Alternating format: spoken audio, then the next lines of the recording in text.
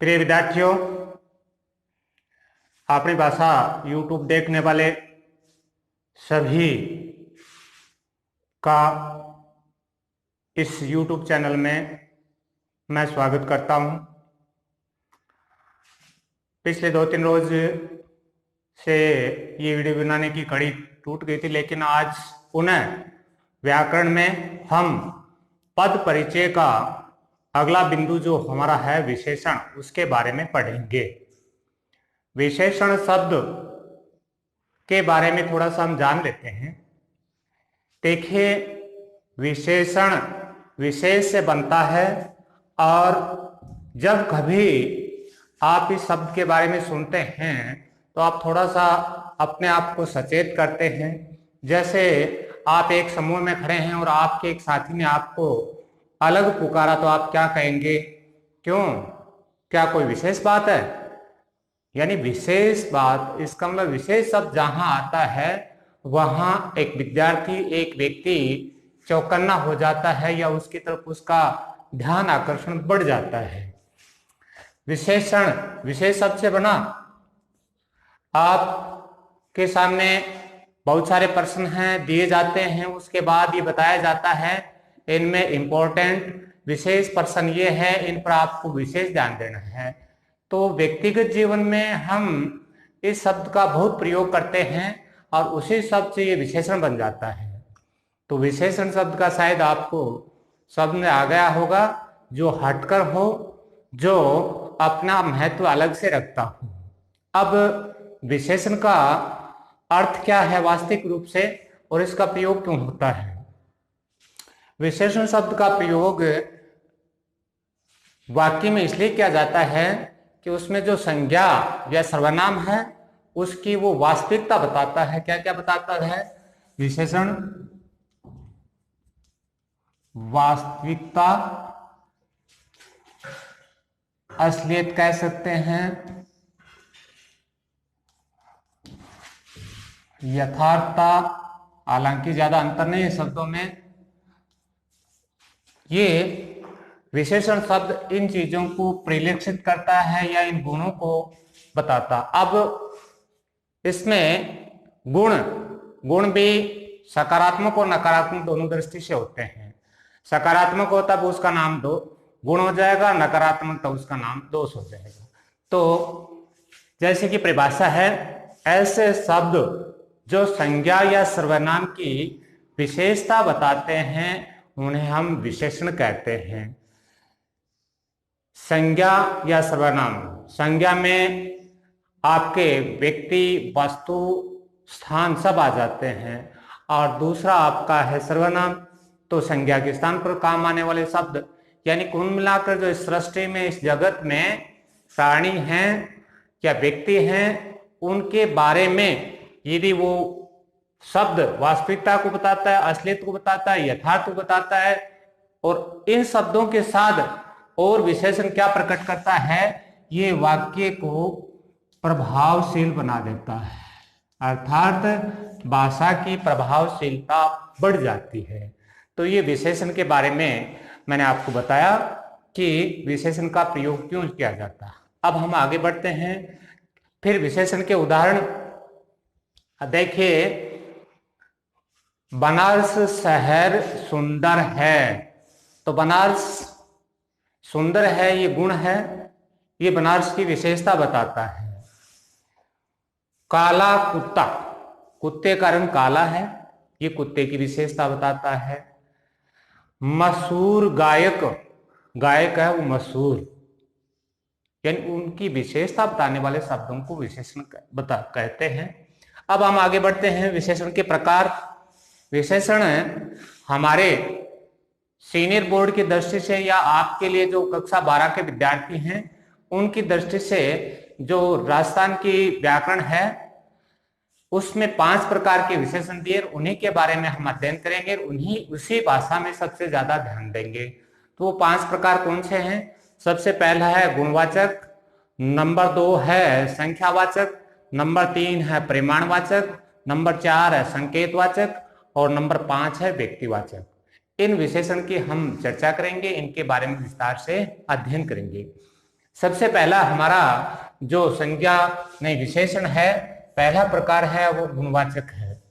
तो गुणवाचक में क्या होता है, जैसा कि शब्द का नाम है गुण, ऐसे शब्द जो संज्ञा या सर्वनाम की संज्ञा या सर्वनाम के गुण, दोष, रूप, रंग, आकार, स्वभाव, अवस्था आदि के बारे में जानकारी देते हैं या आदि का बोध कराते हैं, आदि के बारे में व्याख्या करते हैं या उसका विवरण देते हैं, उन्हें हम गुणवाचक संज्ञा कहते हैं। अब बात करते हैं इसमें जो बात है, ये सबसे पहला है गुण। गुण में क्या होगा, मीठा, सुंदर। दोष, कड़वा या सुंदर का उल्टा भद्दा। रूप, रूप के बारे में सीता बहुत आज्ञाकारी थी, लेकिन यहां आज्ञाकारी रूप को बताता नहीं है, तो यहां रूप सौंदर्य से जुड़ा हुआ कह सकते हैं आप, किसी चीज की सुंदरता को व्यक्त करने वाला। मोहन बहुत ही सुंदर है, मोहन बहुत ही गोरा है। तो गोरा शब्द है वो उसके रूप के बारे में उसके आकलन करता है। उसके बाद रूप, रंग, काला चश्मा, चश्मे का। आकार, छोटा या बड़ा, ये होल बहुत बड़ा है, ये इसका आकार हो गया। स्वभाव, भगवान राम शांत स्वभाव के थे। दशा, बुरी, अच्छी, खराब। यानी इन शब्दों के साथ साथ आप थोड़ा सा ये ध्यान रखें, और यदि इस प्रकार के गुण, दोष या ये चीजें जो मैंने अभी शब्द बताए हैं उनकी विस्तार करते हैं, वो व्यक्ति आपके संज्ञा या सर्वनाम के बारे में, इन चीजों के बारे में बताया जाता है, तो आपका पहला होता है गुणवाचक विशेषण। नंबर 2 है संख्यावाचक। संख्यावाचक जैसा कि शब्द है संख्या, संख्या क्या हो सकती है, संख्या में क्रम हो सकता है, संख्या में गणना हो सकती है, और संख्या में आपकी संख्या हो सकती है स्थिति। तो जैसा देखो यहां लिखा है, ऐसे शब्द जो संज्ञा या सर्वनाम की संख्या, क्रम, लेकिन संख्या, क्रम या गणना के साथ साथ ये भी ध्यान रखना है कि वो निश्चित और अनिश्चित। निश्चित जिसको गिना जा सकता है, जिसको आकलन किया जा सकता है, निश्चित का हम उतना आसानी से आकलन नहीं कर सकते या गिन नहीं सकते। तो ऐसे शब्द जो संज्ञा या सर्वनाम की निश्चित या अनिश्चित संख्या, क्रम, गणना के बारे में जानकारी देते हैं या बोध कराते हैं, वो आपकी संख्यावाचक विशेषण कहलाता है। तो संख्यावाचक में देखो 2 लिखा है, फिर 2 प्रकार वो मैंने पहले बताते हैं, निश्चित और अनिश्चित। तो निश्चित में क्या होगा, जैसे आप पहला शब्द है कर्म, तो 1 हो गया, 5 हो गया, जो भी हो सकता है। दूसरा है कर्म, दूसरा, तीसरा, और उसके बाद है गणना, तीनों, पांचों। इस प्रकार ये तो हो गया आपका निश्चित। एक कर्म है, दूसरी पहली संख्या है, दूसरा कर्म है, तीसरा आपका गणना के बारे में बता सकता है। अब आगे बढ़ते हैं अनिश्चित वाचक। अनिश्चित में क्या होता है, जो अनिश्चित हो, कई, कुछ, बहुत, सब, ये आपके अनिश्चित हो गए। कई व्यक्ति खड़े हैं, कुछ सामान ले आओ, बहुत से विद्यार्थी आज विद्यालय नहीं आए, सब को आने वाले का स्वागत करना है। इस प्रकार इन शब्दों का प्रयोग किया जाता है। ये आपकी निश्चितता को बताएंगे, ये अनिश्चित को बताएंगे। अब आगे बढ़ते हैं, अगला है परिमाणवाचक। अब देखिए यहां आपने ध्यान दिया नहीं दिया, 2 शब्द होते हैं, परिमाण और परिणाम।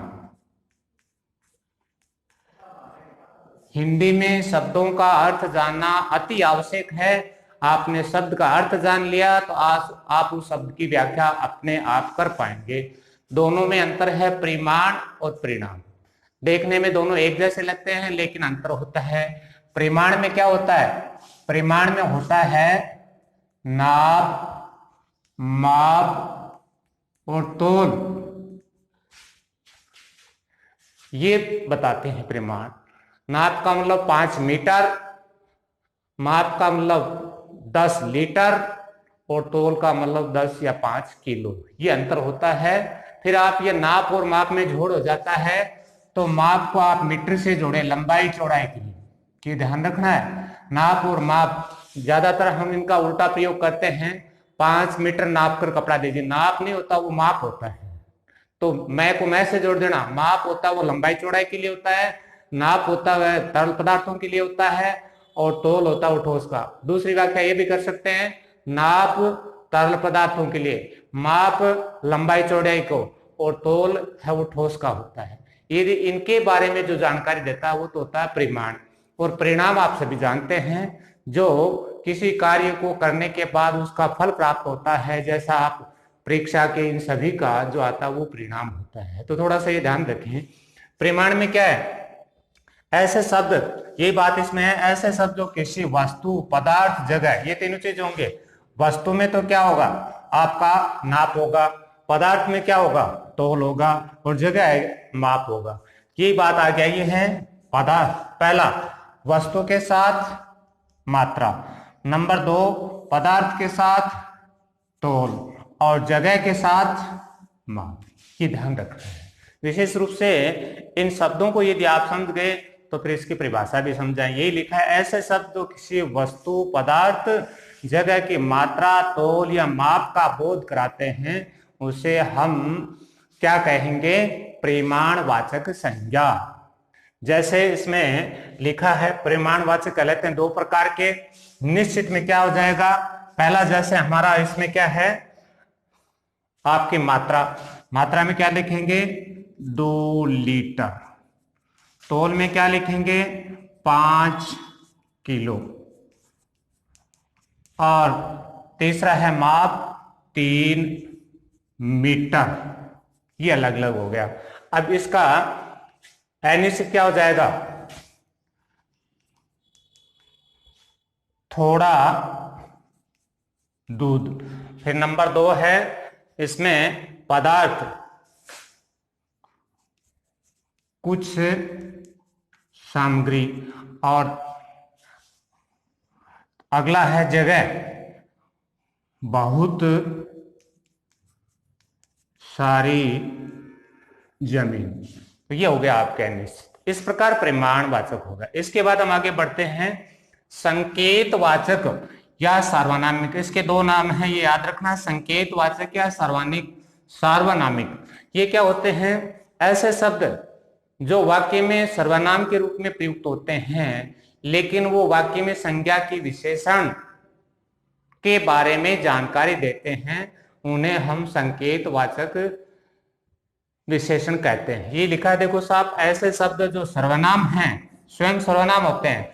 सर्वनाम जो संज्ञा के स्थान पर काम आने वाले शब्द हों, किंतु वाक्य में क्या करते हैं, वो विशेषण के रूप में काम करते हैं, अर्थात वो संज्ञा की विशेषता बताते हैं, उन्हें हम क्या कहते हैं, संकेतवाचक विशेषण कहते हैं, या दूसरा नाम उनका सार्वनाम।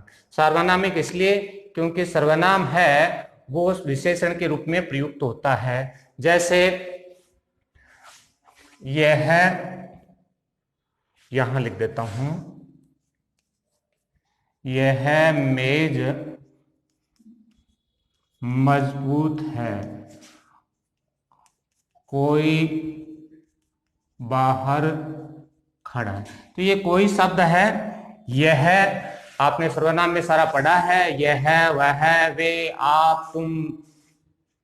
वही शब्द यदि संज्ञा या सर्वनाम की विशेषता बता देते हैं तो उनको हम क्या कहेंगे, संकेतवाचक विशेषण या सार्वनामिक विशेषण। इसके बाद अगला हमारा अंतिम है व्यक्तिवाचक। ऐसे शब्द जो मूल रूप से व्यक्तिवाचक हों।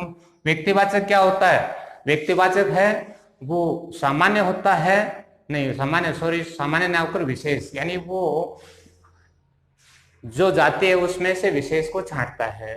तो व्यक्तिवाचक संज्ञा के बारे में हमने बहुत विस्तार से पढ़ा है, लेकिन वो करता क्या है, वाक्य में विशेषण का काम करता है। जैसे व्यक्तिवाचक की हम बात करें, परिभाषा ऐसे शब्द जो मूल रूप से व्यक्तिवाचक हैं, व्यक्तिवाचक संज्ञा, लेकिन वाक्य में वो विशेषण का कार्य करते हैं। अर्थात व्यक्ति के स्थान या व्यक्ति को व्यक्त करने वाले, व्यक्तिवाचक संज्ञा को प्रकट करने वाले जो शब्द हैं वो विशेषण के रूप में प्रयुक्त होते हैं, तो उन्हें हम व्यक्तिवाचक विशेषण कहते हैं। जैसे एक उदाहरण है बनारस।